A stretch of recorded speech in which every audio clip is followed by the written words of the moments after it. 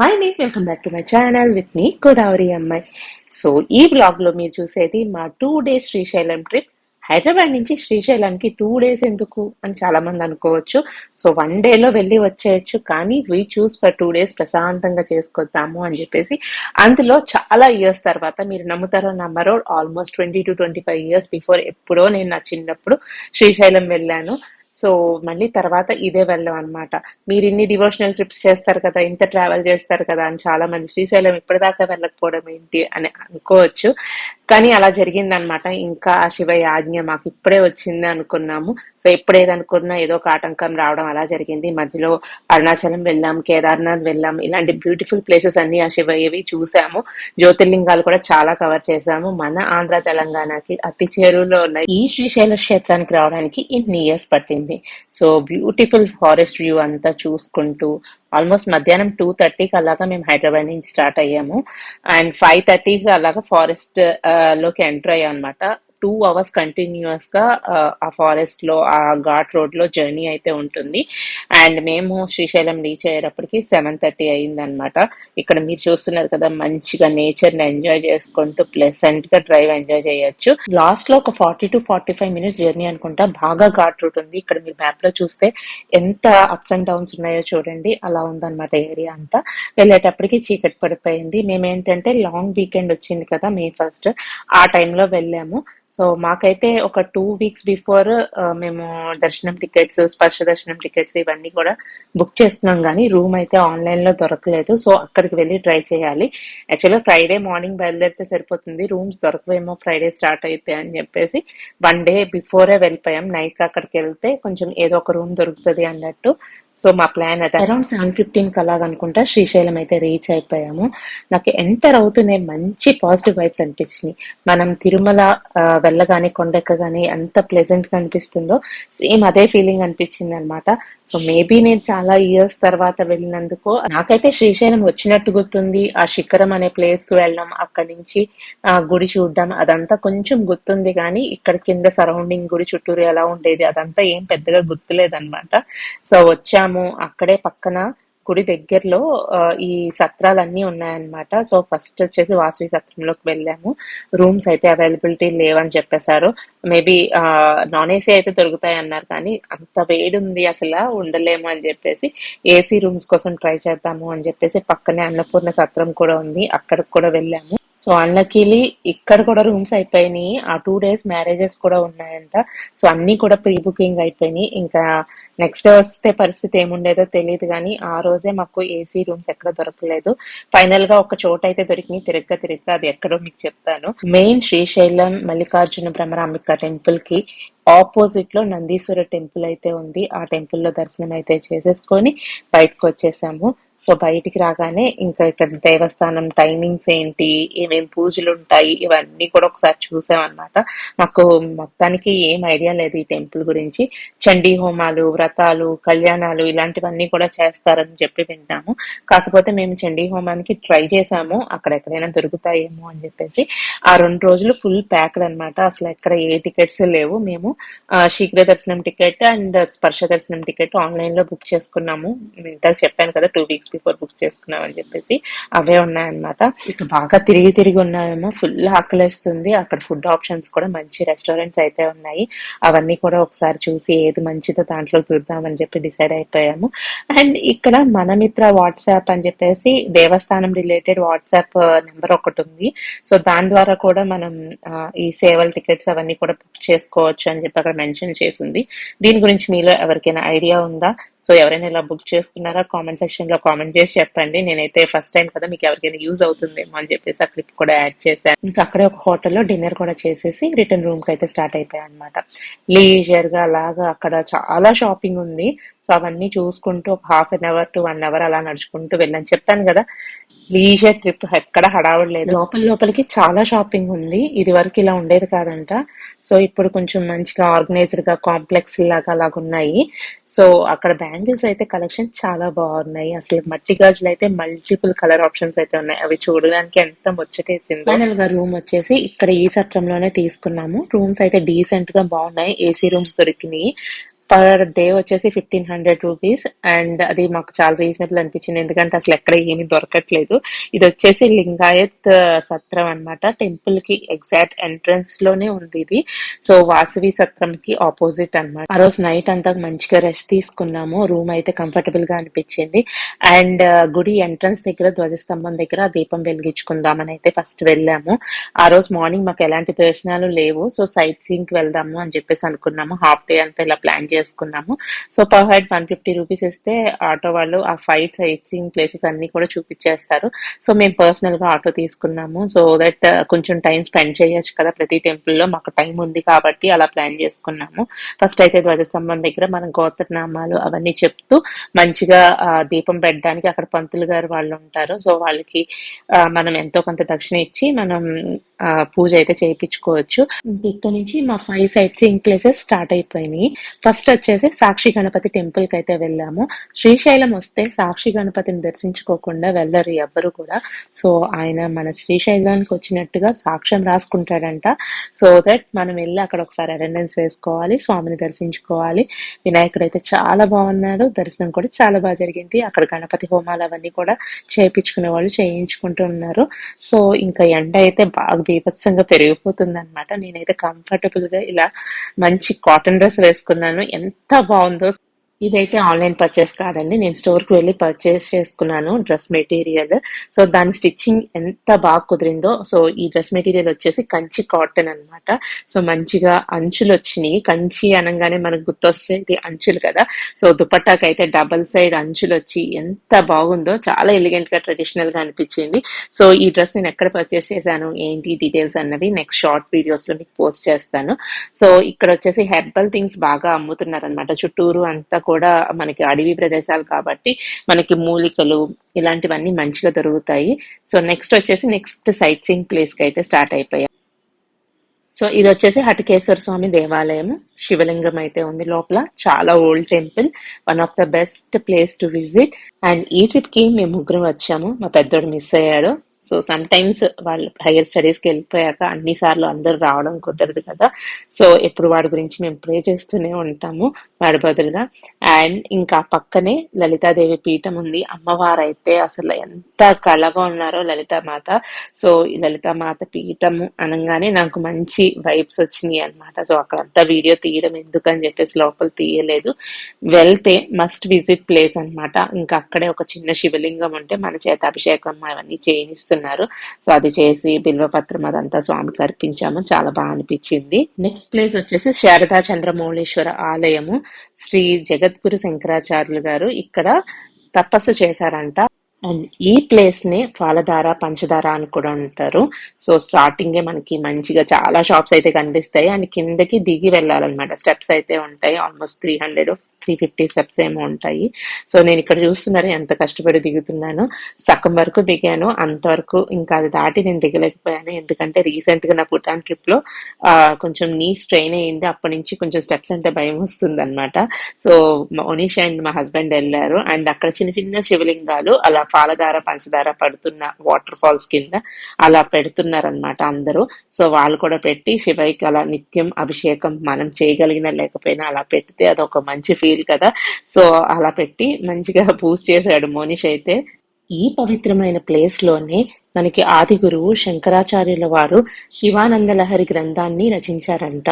ఇక రిటర్న్ వస్తూ వస్తూ అక్కడ బ్యాంగిల్స్ బాగున్నాయని చెప్పేసి 1 డజన్ ఆఫ్ బ్యాంగిల్స్, అండ్ అక్కడ చాలా హెర్బల్ ప్రొడక్ట్స్ ఉన్నాయని చెప్పాను కదా.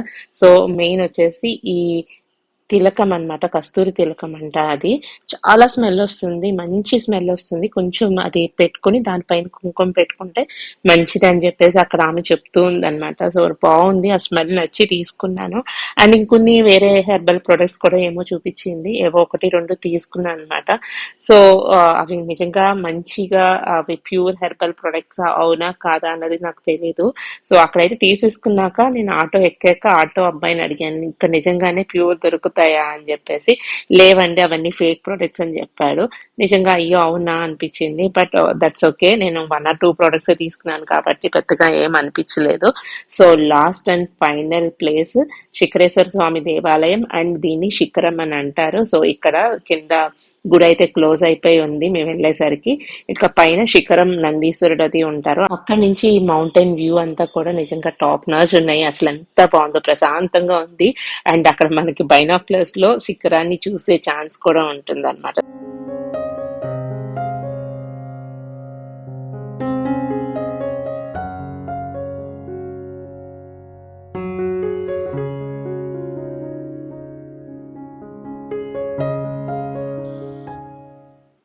ఇంకా మా సైట్ సీయింగ్ ప్లేసెస్ అన్ని కంప్లీట్ చేసుకొని మేము రిటర్న్ వెళ్ళేసరికి చూడండి ఎంత క్రౌడ్ ఉందో. సో ఫుల్ ఆఫ్ కార్స్ అవి వచ్చేసినాయి అన్నమాట. సో మంచి పని అయింది మేము బిఫోర్ డే వచ్చేసి రూమ్ బ్లాక్ చేసుకోవడం, లేదంటే సేమ్ డే బయలుదేరి ఉంటాయి కనుక మా పరిస్థితి కూడా అదే, రూమ్స్ ఎక్కడ దొరికేవి కాదు. సో రూమ్ కి రాగానే సత్రంలోనే భోజనము అదే అన్నదానం అది ఉందన్నమాట. సో అక్కడే తినేసాము. సో కొంచెంసేపు రెస్ట్ తీసుకుని బయటికి రాగానే ఏమేం సైట్ సీయింగ్ ప్లేసెస్ ఉన్నాయి అని ఇంకా చెక్ చేస్తే మాకు ఈ రోప్ వే గురించి తెలిసింది. జస్ట్ ఆల్మోస్ట్ 5:30 క్లోజ్ అనగా మేము జస్ట్ 2-3 minutes బిఫోర్ వచ్చాము. లాస్ట్ మినిట్ లో ఈ రోప్ వేకి ఎంటర్ అయ్యా అనమాట. ఇదేంటంటే ఇది ఎక్కి మనం పాతాళ గంగా అని ఉంటుంది కృష్ణ రివర్ బ్యాంక్ అయితే వెళ్ళొచ్చు అనమాట. సో స్టెప్స్ ద్వారా కూడా వెళ్ళొచ్చు, అలాగే రోప్ వే కూడా ఉంది ఈ ప్లేస్ కి వెళ్ళడానికి. మీలో ఎంత మంది ఈ ప్లేస్ విజిట్ చేశారు కామెంట్ చేసి చెప్పండి. ఇక్కడ నుంచి ఆ రోప్ వే వ్యూ అయితే ఎక్స్ట్రాడినరీ ఉంది. సో మంచి పని అయింది, మేము జస్ట్ లాస్ట్ మినిట్ లో చూసుకుని ఇంక ఇక్కడికి రావడం మాకు హ్యాపీగా అనిపించింది అనమాట. మోనిష్ అయితే కొంచెం, వాళ్ళకి ఇలాంటివన్నీ బాగా నచ్చుతాయి కదా పిల్లలకి, సో బాగా అనిపించింది. ఒక హాఫ్ అన్ అవర్ వెళ్ళడానికి, హాఫ్ అన్ అవర్ రావడానికి రోప్ వేలో మేము ఎంటర్ అవ్వడానికి కొంచెం టైం పట్టింది. సో మాకు 7:30కి దర్శనం ఉందన్నమాట. ఆ రోజు శీఘ్ర దర్శనం అయితే ఉంది. సో దాని గురించి మాకు కంగారు ఉంది, కానీ 1 hour టైం ఉంది కదా కంప్లీట్ అయిపోతుందిలే అని చెప్పేసి బయలుదేరాము. రోప్ వే కొంచెం బాగా అనిపించింది అనమాట ఆ వ్యూ అదంతా కూడా. అండ్ ఈ ప్లేసెస్ అన్ని మేము ప్రశాంతంగా 2 days రావడం వల్ల కవర్ చేయడానికి అయ్యింది. సేమ్ డే వచ్చి సేమ్ డే రిటర్న్ అవ్వాలి అంటే ఇవన్నీ అవ్వవు. సో ఈసారి ఎప్పుడైనా మీకు టైం ఉండి ప్లాన్ చేసుకుంటే శ్రీశైలం లీజర్ గా ఒక 2 days ప్లాన్ చేసుకోండి. మంచిగా ఇంకా టైం ఉంటే ఇష్టకామేశ్వరి అమ్మవారి దర్శనానికి ఒక రోజు ముందు నుంచే ప్లాన్ చేసుకోవాలంట. తెల్లారగట్ల 3-4 o'clock కి దానికి ఒక 100 tickets ఇస్తారంట, లైన్ లో నుంచోవాలి. అది కనుక దొరికితే అదృష్టవంతులమే, కానీ ఇంకా మాకు ఆ టైం లేదు. సో మీలో ఎవరైనా వెళ్ళారా? సో ఈ మధ్యన ఇన్స్టాలో బాగా ట్రెండింగ్ అయిపోయింది కదా ఇష్టకామేశ్వరి అమ్మవారిది ఆ ప్లేస్ అదంతా కూడా.